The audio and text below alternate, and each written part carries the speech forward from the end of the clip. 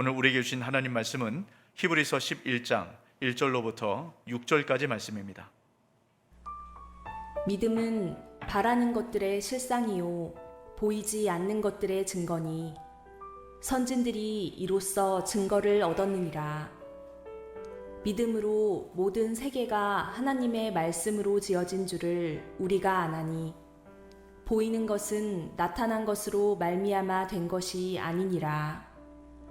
믿음으로 아벨은 가인보다 더 나은 제사를 하나님께 드림으로 의로운 자라 하시는 증거를 얻었으니 하나님이 그 예물에 대하여 증언하심이라. 그가 죽었으나 그 믿음으로써 지금도 말하느니라. 믿음으로 에녹은 죽음을 보지 않고 옮겨졌으니 하나님이 그를 옮기심으로 다시 보이지 아니하였느니라. 그는 옮겨지기 전에 하나님을 기쁘시게 하는 자라 하는 증거를 받았느니라. 믿음이 없이는 하나님을 기쁘시게 하지 못하나니 하나님께 나아가는 자는 반드시 그가 계신 것과 또한 그가 자기를 찾는 자들에게 상 주시는 이심을 믿어야 할지니라. 아멘. 아멘. 우리 앞뒤로 인사할까요? 잘 오셨습니다. 사랑하고 축복합니다. 네, 여러분 최근에 이런 얘기들이 많이 회자되는 것 같아요. 힘들수록 기본으로 돌아가라. 그러니까 그만큼 우리 사회가 많이 힘들고 어렵다, 뭐 이런 것을 보여주는 것이겠죠. 여러분 왜 힘들수록 기본으로 돌아가라 이런 얘기를 합니까?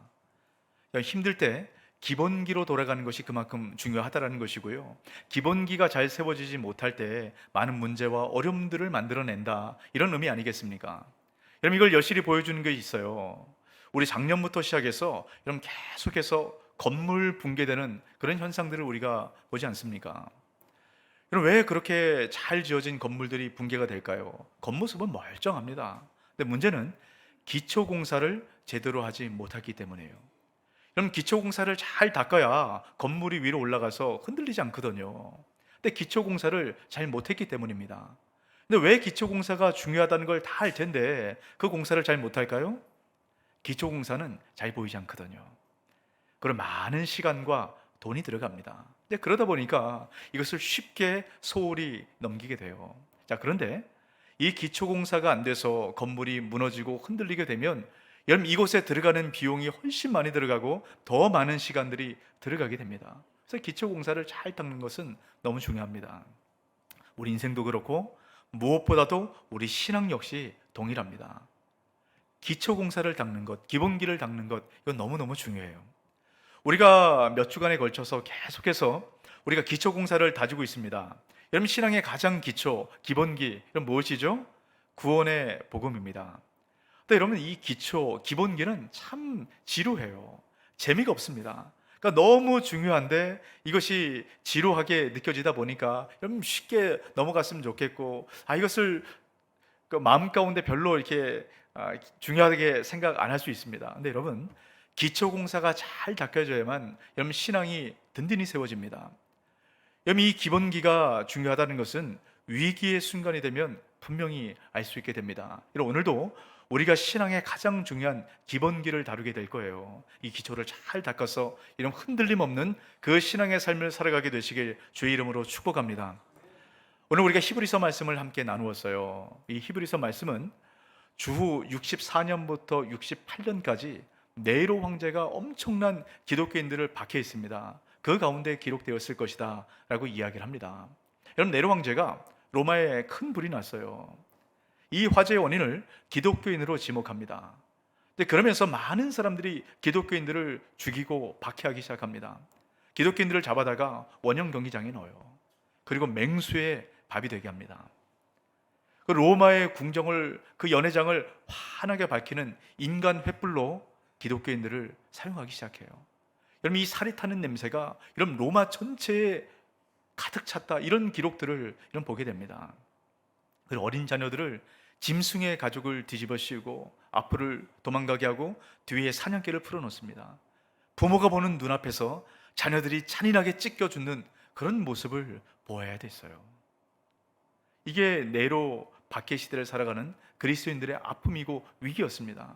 여러분, 이때 가장 든든한 기둥이고 버팀목이었던 베드로가 죽습니다. 사도 바울도 이때 순교를 당하게 되죠. 많은 그리스도인들이 믿음에 흔들리고 떠나가기 시작합니다. 이때 이들을 격려하고 이 위기에서 잘 견뎌낼 수 있도록 히브리서 말씀이 그들에게 쓰여진 것이에요. 오늘 우리가 히브리서 11장 말씀을 읽었습니다. 히브리서 11장 말씀에는 별명이 하나 붙어 있습니다. 믿음장이라고 얘기해요. 여러 믿음의 선배들에 대해서 이야기를 하면서 이들은 어떻게 위기의 순간들을 잘 넘어갔는가, 이런 그 이야기를 하게 됩니다. 자, 한번 2절 말씀 같이 한번 볼까요? 선진들이 이로써 증거를 얻었느니라. 믿음의 많은 선진들이 하나님께 인정을 받는 증거를 갖고 있다라고 얘기를 합니다. 여러분, 히브리서의 11장에 나오는 믿음의 사람들에 대한 이야기를 들어보면요, 뭐 특별한 게 없습니다. 평범해요. 우리랑 별반 다를 게 없습니다. 근데 그들이 지금도 우리가 모델이 되는 믿음의 기라성과 같은 영웅이 됩니다. 여러분, 평범했던 사람이 어떻게 이렇게 바뀔까요? 여러분, 그들은 어떤 특별한 능력이나 어떤 재능이나 탁월함, 이것이 아니고요, 딱 한 가지, 믿음 갖고 있었어요. 믿음. 여러분, 많은 믿음의 선진들 수식어처럼 붙어 있는 것이 믿음으로 라는 말입니다. 이 믿음 때문에 특별할 것 없던 사람이 특별한 그런 존재로 바뀌어져 가게 됩니다. 이런 믿음이 위기의 순간들을 이겨나갈 수 있는 힘이 됐다라는 것이에요. 여러분, 우리는 뭐 네로 황제처럼 그런 박해를 당하지 않습니다. 하지만 우리 모든 각자가 위기의 순간들을 맞이하게 돼요. 그럼 어떤 위기의 상황 가운데 있습니까? 어떤 분들은 경제적인 위기를 맞은 분이 있을지 모르겠어요. 또 어떤 분들은 건강의 위기를 맞은 분이 있을 수도 있습니다. 어떤 분들은 자녀의 위기를 맞고, 또 어떤 분은 관계의 어려움, 또 다양한 위기의 순간들을 우리가 맞이하게 됩니다. 여러분, 겉으로 볼 때는 정말 멀쩡하고, 야, 저 사람 정도만 되면 내가 부러울 게 없겠다, 이런 사람들도요, 다 한해 위기들을 갖고 살아갑니다. 우리가 지난주에 나누었던 그 부모를 끔찍하게 살해했던 청년의 이야기, 여러분 기억하실 겁니다. 참 마음 아픈 이야기예요. 여러분, 겉으로 볼 때 이 가정은 아무 문제가 없습니다. 부모가 엘리트예요. 그리고 특별히 이 청년의 어머니는 최초의 여성 대통령이 되고 싶어 했던 그런 여성입니다. 근데 뭐 시대적 상황 가운데 그러지 못하니까 어떻게든 남편을 대통령으로 만들기 위해서 그렇게 내조를 했던 사람이에요. 겉으로 볼 때는 너무 내조 잘하고 아주 가정 화목하고 경제적으로도 전혀 문제 없는 그런 가정입니다. 여러분, 이 청년은 대한민국 최고의 명문대학을 그렇게 다니고 있지 않았습니까? 겉으로 볼 때는 아무 문제가 없어요. 근데 속이 어떻습니까? 가족 간의 관계가 다 깨어졌어요.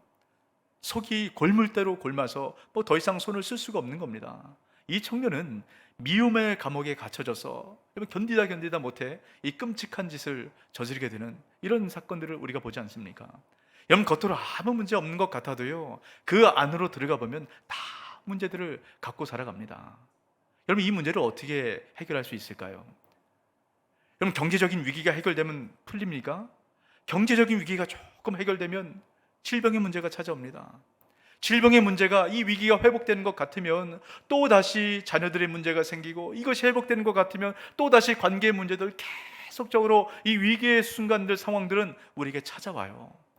이것을 풀어갈 수 있는 가장 근본적인 힘, 근본적인 방법은 믿음이라고 얘기를 합니다. 여러분, 그래서 이 믿음은 기독교의 가장 중요한 근본 진리라고 얘기를 해요. 자, 그런데 여러분, 믿음이 무엇입니까? 여러분, 믿음이 무엇이에요? 여러분, 믿음을 뭐라고 정의할 수 있습니까? 여러분, 가장 중요하다라고 얘기하는데 우리가 믿음이 무엇인가 라고 얘기를 해보라면 굉장히 막연합니다. 여러분, 믿음이 막연하면 신앙이 세워지지 않아요. 믿음은 신앙의 기초공사입니다. 이 기초공사가 잘 세워지지 않으면 작은 일에도 흔들려서 세상 사람들과 별반 다름없는 그런 삶을 살아가게 되고요, 나중에 더 나아가서요, 조금 힘들고 어려우면 신앙을 놔버리게 되는 이런 그런 문제가 발생하게 됩니다. 여러분, 믿음이 무엇인가, 이것을 견고하게 붙잡아서 기초공사를 잘 닦아야 됩니다. 자, 그러면 우리가 믿음의 기초공사를 닦는 것이 너무너무 중요한데요, 이 믿음을 견고하게 만들기 위해서는 여러분, 믿음의 두 가지 의미를 꼭 기억하셔야 돼요. 여러분, 우리가 이 믿음이 뭔가를 자꾸 혼동하는 이유는 믿음의 이중적인 의미를 자꾸 놓치기 때문입니다. 그럼 믿음은 이중적인 의미가 있다는 것을 기억하세요. 여러분, 이중적인 의미가 뭔가 여러분 기록하시면서 이런 마음에 좀 새기셨으면 좋겠습니다. 그래야만 이런 믿음의 기초 공사가 든든히 세워집니다. 이런 첫 번째 의미의 믿음이 있습니다. 그것은 뭐냐면 구원의 조건으로서의 믿음이에요. 우리가 계속해서 복음 공식에 대한 이야기를 나눕니다. 여러분 기억하시죠? 이제는, 전에는, 그러나 이제는. 여러분 이게 복음 공식이에요. 이 내용이 뭡니까? 전에는 죄로 인해서 죽을 수밖에 없던 우리가 이제는 천국 백성이 되었다. 이것을 중생이라고 표현을 하죠. 전에는 죽을 수밖에 없는 그런 존재가 새롭게 태어나서 중생에서 거듭나서 이제는 천국 백성이 되었다라는 것입니다. 여러분 이것은 우리 어떠한 노력이나 우리의 힘, 우리의 능력 이것으로 되는 게 아니죠. 무엇으로 됩니까? 예수 그리스도의 일방적인 은혜.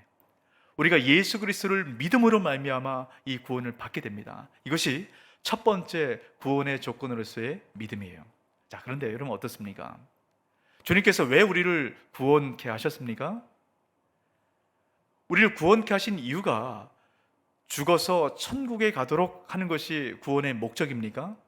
아마 많은 분들이 여기서 혼동을 해요. 아니 목사님, 우리 죽어서 천국에 가는 것 맞지 않습니까? 그게 구원의 최종 목적 아닙니까? 여러분 잘 생각해 보세요. 만약에 구원의 목적이 우리가 죽어서 천국에 가는 것에 있다면 우리가 구원받은 순간, 중생을 입은 순간 우리는 천국으로 가야 돼요. 맞지 않습니까? 죽어서 천국 가는 게 목적이면 구원을 받은 순간 우리는 이 땅에 살아갈 이유가 없어요. 천국으로 바로 가야죠. 근데 왜 우리는 이 땅의 삶을 살아갑니까? 하나님의 선한 일을 하도록 우리가 그 사명을 받은 것이에요. 여러분 이 선한 일을 하기 위해서 필요한 것이 바로 두 번째 의미의 믿음입니다. 여러분 이 두 가지가 잘 구분이 돼야 돼요. 만약에 이 자리에 아직 나는 예수님을 영접하지 못했고 구원의 확신이 없다, 그러면 첫 번째 의미의 믿음을 여러분 주님께서 주시도록 기도하셔야 됩니다. 그리고 전에는 그러나 이제는의 믿음이 무엇인가를 여러분 계속적으로 곱씹고 곱씹어서 이것이 믿어져야 돼요. 오늘 히브리서 기자가 말하는 이 믿음은 중생 이후, 구원받은 이후의 사람들이 갖춰야 될 믿음을 이야기를 해요. 우리가 구원 이후에, 중생 이후에 이 땅의 삶을 천국에 이를 때까지 어떻게 살아가야 되는가, 그 얘기를 오늘 히브리서 기자가 이야기를 합니다. 그럼 오늘 히브리서 기자가 말하는 믿음은 두 번째 의미의 믿음이라는 것을 여러분의 염두에 두시고 오늘 말씀을 보셔야 돼요. 자, 여러분 믿음이 무엇일까? 히브리서 기자가 믿음을 이렇게 설명합니다. 자, 1절 말씀 같이 한번 읽어볼까요? 믿음은 바라는 것들의 실상이요 보이지 않는 것들의 증거니. 여러분 이게 무슨 말이에요? 이해가 되세요? 여러분 성경에서 믿음 자꾸 얘기하는데 굉장히 이게 혼란스럽습니다. 잘 들어보세요. 믿음이 이런 거라는 겁니다. 바라는 것, 지금은 눈앞에 없지만 바라는 것, 미래에 있는 것을 얘기해요. 바라는 것은 미래적 측면을 이야기합니다. 근데 이 바라는 것의 믿음은 뭐라고요? 실상, 눈에 보이는 실체가 실상 아닙니까? 이 눈에 보이는 실체는 현재적 측면을 이야기를 해요. 그러니까 믿음이 뭐죠? 미래에 있는 것을 현재로 갖고 와서 경험하는 것, 이것이 믿음입니다. 다시요. 믿음은 미래적 측면을 현재적 측면으로 가져온 것, 이것을 믿음이라고 이야기를 한다는 거예요. 자, 또 다른 믿음을 얘기하죠. 보이지 않는 것들의 증거다라고 얘기합니다. 여러분 믿음은 지금 눈에 보이지 않아요. 하지만 증거, 이것이 확실히 있다라는 것을 아는 것, 이게 믿음이다라고 이야기를 합니다. 이런 보이지 않지만 그것이 있다. 이것이 어떤 의미일까요? 3절을 통해서 이 믿음을 더 분명히 설명을 하는데요. 믿음으로 모든 세계가 하나님의 말씀으로 지어진 줄을 우리가 아나니 보이는 것은 나타난 것으로 말미암아 된 것이 아니니라. 자, 보이는 것은 나타난 것으로 된 것이 아니다. 이게 어떤 의미인가? 이것을 히브리서 기자가 이렇게 설명을 합니다. 히브리서 8장 5절입니다. 그들이 섬기는 것은 하늘에 있는 것의 모형과 그림자라. 모세가 장막을 지으려 할 때에 지시하심을 얻음과 같으니 이르시되 삼가 모든 것은 산에서 내게 보이던 본을 따라 지으라 하셨느니라. 자, 여러분 이겁니다. 그럼 보이지 않는 것은 하늘에 있는 실체를 얘기해요.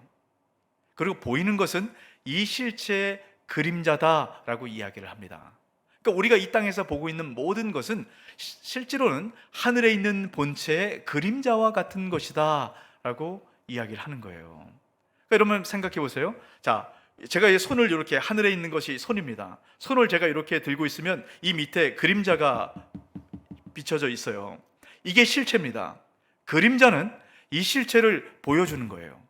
우리가 살아가는 이 세상의 그 모든 것들은 결국 하늘에 있는 실체를 보여주는 것이다 라고 이야기를 합니다. 그럼 이 의미를 잘 생각해 두세요. 자, 정리보면 이런 겁니다.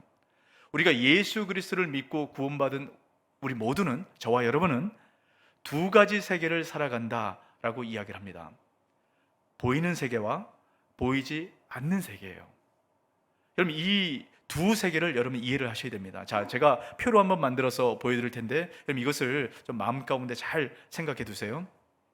자, 보이지 않는 세계, 여러분 천국이라고 생각하시면 아주 간단합니다. 뭐 막연하게 천국 이거는 아닌데요. 여러분 쉽게 보이지 않는 세계는 천국이다, 하늘에 있는 세상이다 이렇게 생각하시면 돼요.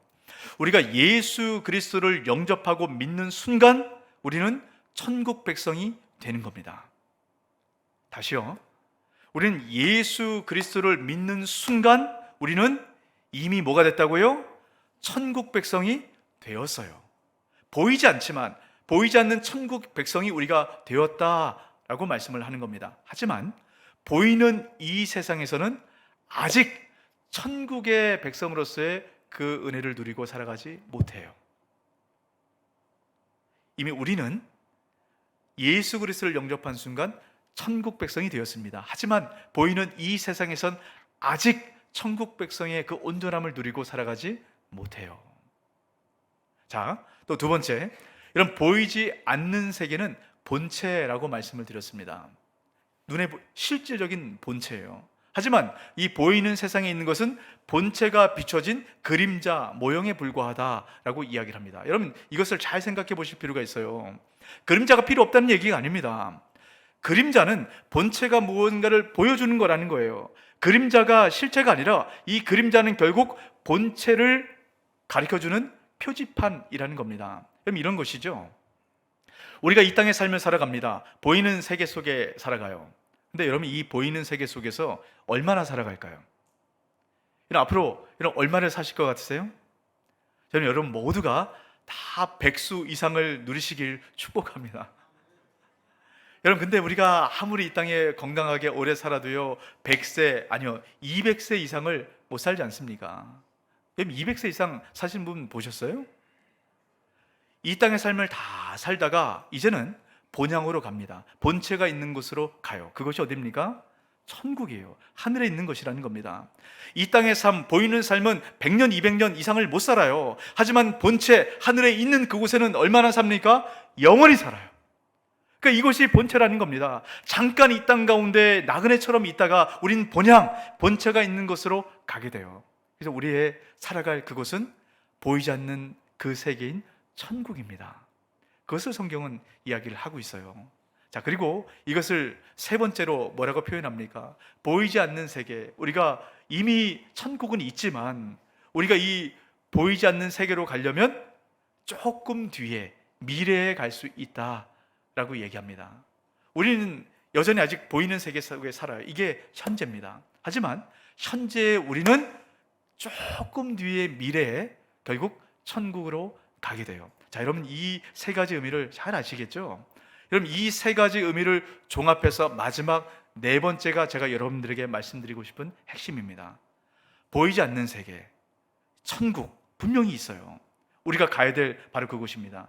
그곳에 하나님 나라의 백성인 우리의 모습이 궁극적, 지향적 존재라는 거예요. 여러분 단어가 조금 어렵게 느껴질 수 있는데 여러분 이 단어를 잘 이해해 보세요. 지금은 우리가 그렇게 살아가지 못하지만 결국 우리는 천국 백성이 되어서 완전한 존재로 예수님과 같은 그런 존재로 우리는 그렇게 살아가게 됩니다. 이게 뭐라고요? 궁극적 존재, 지향적 존재, 우리가 결국 그렇게 살아갈 존재라는 겁니다. 근데 보이는 이 세계 속에서 우리는 어떤 삶을 살아갑니까? 과정적 존재, 그렇게 지향적 궁극적 모습을 위해서 한 걸음 한 걸음 걸어가는 그 과정 속에 살아가는 존재다라는 겁니다. 제가 이 말을 조금 더 쉬운 편으로 바꿨으면 좋겠는데 이것만큼 명확하고 쉬운 단어가 없는 것 같아서 제가 이 두 개의 단어를 선택해서 사용했습니다. 여러분, 이 마지막 네 번째 것을 여러분 마음 가운데 새겨두시고 여러분 오늘 말씀을 보시기 바랍니다. 우리 그리스도인들은 두 세계를 살아갑니다. 보이는 세계와 보이지 않는 세계를 살아가요. 그렇지만 우리는 이 보이는 세계 속에서 보이지 않는 세계를 바라보며 그 세계로 한 걸음 한 걸음 걸어갑니다. 이것이 바로 믿음이라는 것이에요. 여러분, 믿음은 보이는 세계와 보이지 않는 세계 이 두 사이에 존재하는 것이 믿음입니다. 그래서 여러분, 믿음이 크다라는 것은 보이는 세계와 보이지 않는 세계가 아주 밀접하게 붙어 있는 거예요. 이런 겁니다.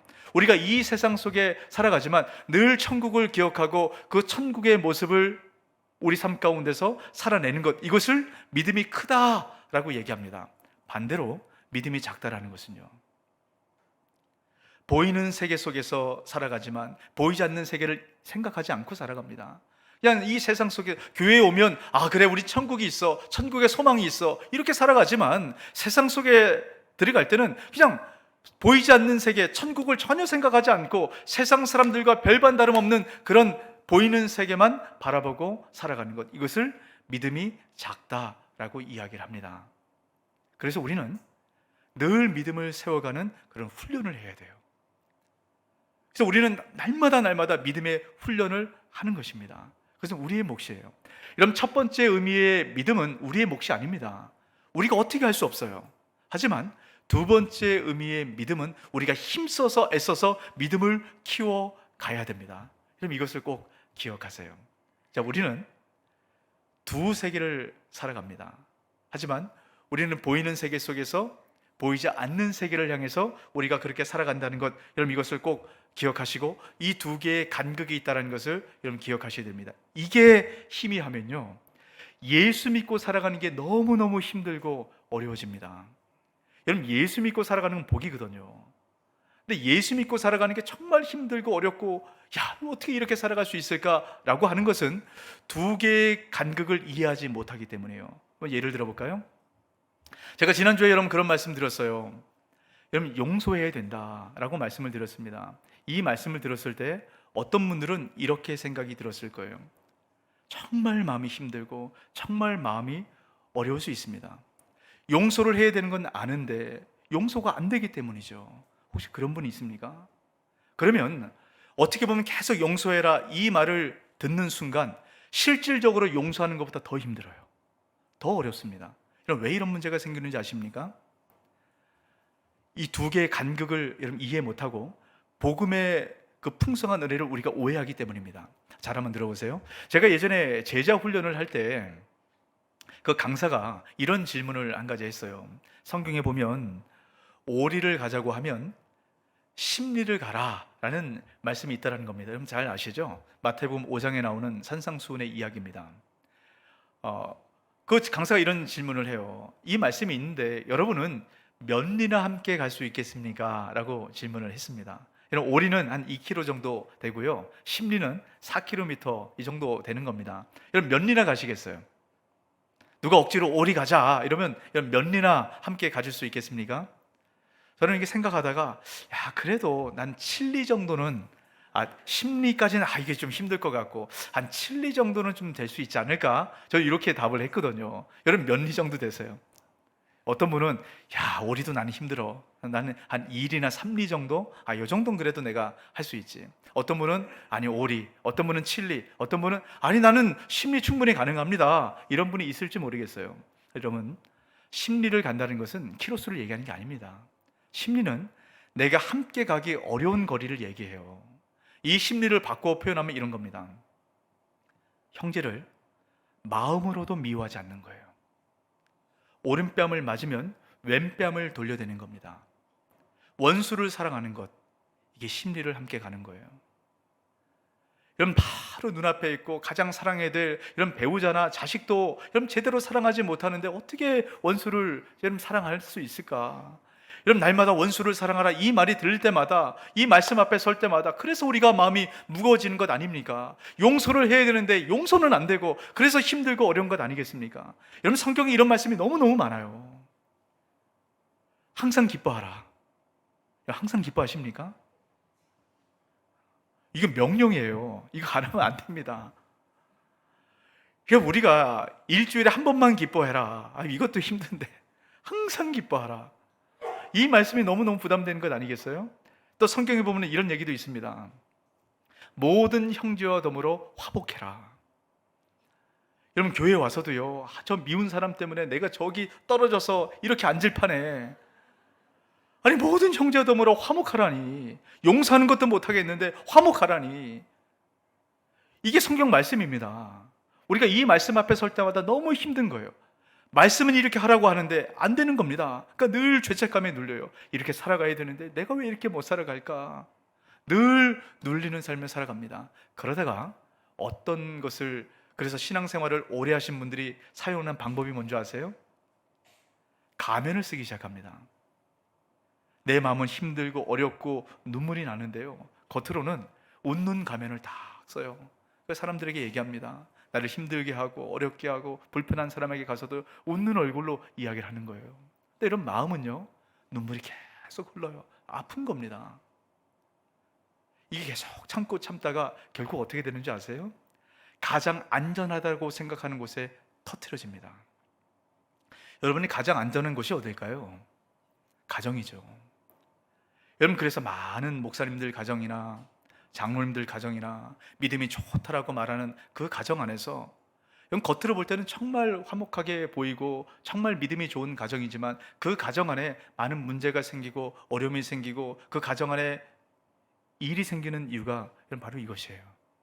가면을 쓰기 때문에. 저는 이 말씀을 보다가 저도 이 가면을 쓰고 있는 그 모습을 보게 됩니다. 우리가 다 이 가면을 쓰게 돼요. 근데 여러분 이 가면을 쓰다 보면 문제가 생깁니다. 결국 내가 곪아요. 그리고 견디다 안 되면 신앙을 놓아버리게 됩니다. 도저히 난 안 되겠다, 이렇게 살아가게 되는 겁니다. 여러분 이 문제가 왜 생기는지 아십니까? 가장 근본적인 문제는 우리가 복음을 무엇인지, 복음의 의미가 어떤 것인지, 믿음의 의미가 어떤 것인지 명확하게 이해를 못하고 있기 때문입니다. 오해하기 때문이에요. 복음과 믿음을 오해하면 이런 문제가 생깁니다. 다른 사람에 대해서도 마찬가지예요. 여러분 교회에 와서 많은 분들이 참 하나님의 은혜를 누리고 기뻐하고 행복해야 되는데 시험을 받고 교회를 떠나는 많은 분들의 이야기를 듣게 됩니다. 여러분 왜 시험을 받고 교회를 떠나고 이런 문제가 생깁니까? 사람 때문이라고 말씀드렸잖아요. 도대체 목사님 왜 저럴까? 도대체 저 장로님 왜 저렇게 행동을 할까? 왜 우리 목자는 왜 이렇게 행동을 할까? 여러분 왜 이렇게 행동을 할까? 여기에 담겨진 의미가 뭡니까? 대부분 심리를 왜 못 갈까? 왜 원수를 사랑하지 못할까? 왜 오른뺨을 맞는데 왼뺨을 돌려대지 못할까? 이런 유의 이야기에 해당이 되는 겁니다. 이런 맞습니다. 우리가 말씀대로 살아가야 돼요. 하지만 그 전에 여러분 반드시 기억해야 되는 한 가지가 있습니다. 보이는 이 세상을 살아가는 모든 사람들은 과정적 존재라는 것을 반드시 기억하셔야 돼요. 이게 어떤 의미냐면요, 우리는 결국에는 이 지향적 존재, 궁극적 존재, 다시 말하면 원수를 사랑하고 오른뺨을 맞으면 왼뺨을 돌려대고 오리를 가자면 심리를 가는 그 지향적 존재로 우리는 살아갈 것입니다. 하지만 지금은 아니에요. 우리는 지금은 그런 지향적 존재를 향해 살아가고 있는 과정 중에 있다는 것을 꼭 기억하셔야 됩니다. 근데 우리가 많은 경우에 착각을 해요. 이 과정 중에 있는 우리를 존재로 착각을 합니다. 이 과정 중에 있는 이 과정을 그냥 우리의 존재로 그렇게 생각을 해요. 또 다른 사람들을 그런 존재로 그렇게 규정을 해버립니다. 그러면 낙심하고 좌절하고 실망할 수밖에 없어요. 우리는 현재는 그렇게 살아가지 못합니다. 누구도 그래요. 하지만 결국에는 주님께서 말씀하는 그 궁극적 목적, 지향적 목표점, 그 목표점을 위해서 그 지점까지 우리는 이르게 됩니다. 이게 바로 복음이에요. 그럼 다시 한번 정리를 하면 우리는 지금은 그렇게 온전하게 살아가지 못하는 보이는 세계에 살아가지만 결국 우리는 보이지 않는 세계를 향해서 한 걸음 한 걸음 걸어가는 그런 과정 가운데 있다라는 겁니다. 그 여정을 하는 존재가 바로 우리 그리스도인이라는 것이에요. 여러분, 이 두 가지를 잘 구분하셔서 우리가 삶을 살아갈 때 실망하지 않습니다. 낙심하지 않아요. 여러분, 다시 한번 기억하세요. 우리는 과정적 존재입니다. 과정적 존재인 우리를 지향적 존재로 착각하는 순간, 혼동하는 순간, 또 다른 사람들을 그렇게 바라보는 순간 우리는 시험 들고 낙심할 수밖에 없습니다. 우리는 과정적 존재예요. 하지만 결국에는 지향적 존재로 바뀌게 됩니다. 이 과정을 우린 믿음으로 살아가는 것입니다. 여러분, 그러기 위해서는 훈련이 필요해요. 우린 자꾸 우리 존재 자체를 자꾸 이 지향적 존재를 놓고 우리 모습을 보게 됩니다. 그래서 우리는 늘 이 지향적 존재로 살아가기 위한 방향성을 두기 위한 여러 훈련이 있는데요. 제가 오늘 한 가지만 말씀드릴 겁니다. 여러분, 이것만 잘 훈련하세요. 여러분, 언어 속에, 말 속에 지금은, 아직은 이 단어를 꼭 넣어서 사용을 하십시오. 예를 들면 이런 겁니다. 내가 용서를 못해요. 용서해야 되는데 용서가 안 되는 겁니다. 그러면 나는 저 사람이 너무 믿고 용서가 안 돼. 이런 말을 사용하는 것이 아니라 이 말을 이렇게 바꿔보라는 거예요. 내가 지금은 저 사람이 믿고 용서가 안 돼.